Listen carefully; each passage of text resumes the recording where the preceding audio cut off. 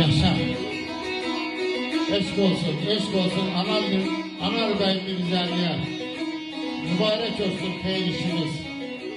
Dostlar, bu şehrin müellifi, Borsalım'ın Fakralı elinin şairi oğlu Halit Bey Kurbanoğlu'nun öz el oğlusu şair Ferah Bey Ziyadınoğlu'nun 60 yıllık yubileyine yazdığı şiirdi.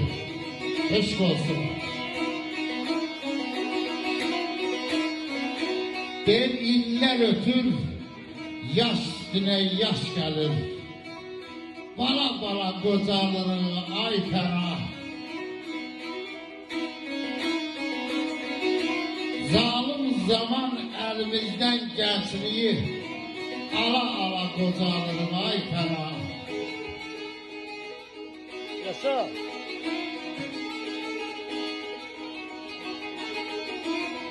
Beyaz günler karalanır neyleyek, dert düzülür sıralanır neyleyek, bostanımız uralanır neyleyek, tala tala kocalanır ay ferah.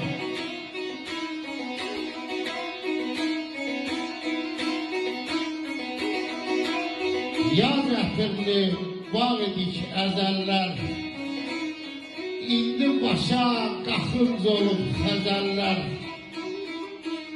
dayı deyib yan keçirlər gözəllər, sola sola qocalırıq ay pənah.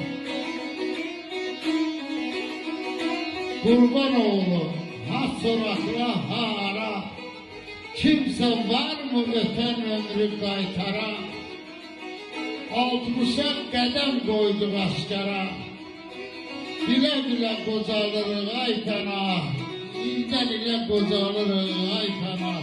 Yaşanar, yaşa, eşq olsun. Yaşa, sağ ol.